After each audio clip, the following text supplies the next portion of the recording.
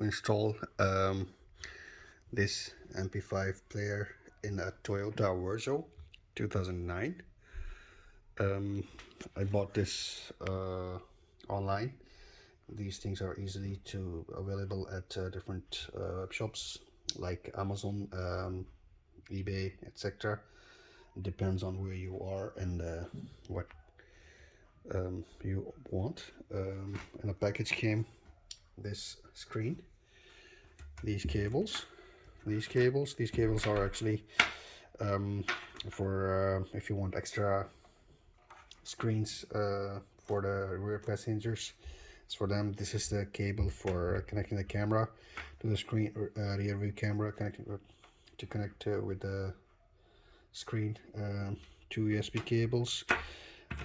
One of them has 4 wires. The other one is with 6 wires. I'm not exactly sure what the difference is, but I'll check once I have installed it.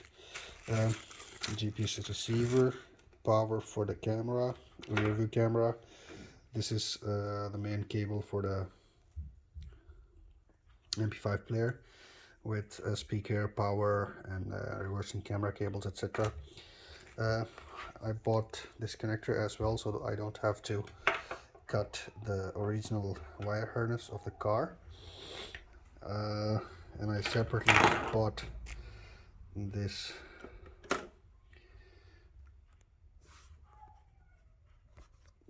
for the car, so the installation is neat. Now there's a slight problem. The screen is a little bit bigger than the frame itself, so it's not just a plug and play thing. Now I have to modify this frame so that the screen fits in it properly and neatly, and then this frame goes into this one, and again this one goes in the car and replaces the original one.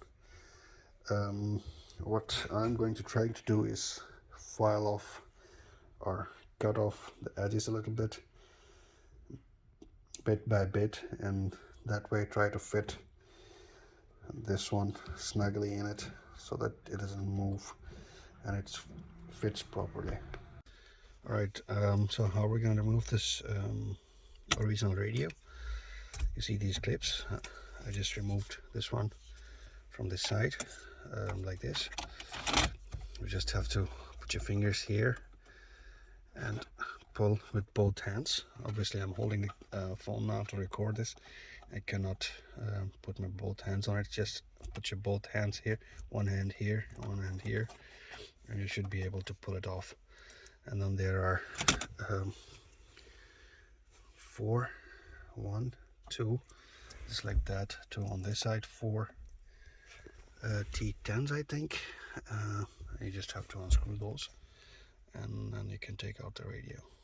So now I have removed the side covers, these from both sides, and you can see there are 4 10mm bolts, 2 on each side, 1 and 2, I don't know if you can see it, 2, and on the other side as well, 2, 1 and 2, and the last one I have already removed. So you remove that, and then you can carefully pull off the whole unit. Alright, the unit is held down with these 4 clips. This one, and this one, and same on the other side. And these above also has clips. So if you carefully pull from both sides, here and here, it should just come out. And then from the back you unplug all the connectors and you can take it out. Alright guys, this is what I wanted to show you. The installation is complete. I took out the standard factory radio stereo out of the car and installed a new MP5 player. These things are available online on different websites. It has all the functions that you would need in the modern vehicles, like Bluetooth connectivity, CarPlay, etc., radio, GPS, everything. And I was able to connect the steering controls also, so you can the steering wheel controls are also working with these with this device. Let me show you quickly here.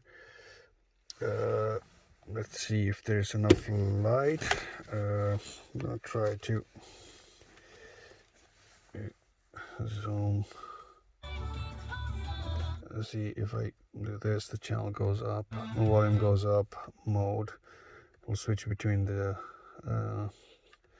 things you're using. It go to the home page or whatever app is open. The installation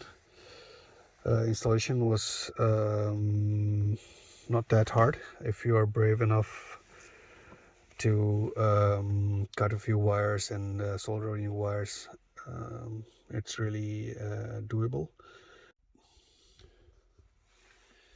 So this device, it has you can see I installed ways, different apps. Here we go: Google Maps, Google Play Store, YouTube. It also has Wi-Fi connectivity, all those things. There are tons and tons of videos about these devices. So I did end up getting into the factory harness, the original harness of the car, because the steering wheel controls were not plug and play. The connectors that I bought to install this radio did not have the connections already installed for the steering wheel controls. So eventually I did end up cutting few wires from the connectors to connect it to the device itself, so these controls would work. I wasn't planning to. That's why I bought that connector. But at the end, it was needed. Otherwise, you can just not use the steering wheel controls if you don't.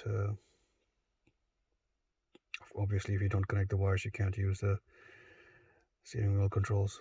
To connect those wires, I had to cut into the harness. But that's the risk that you have to take when you are installing or doing aftermarket installations with these devices.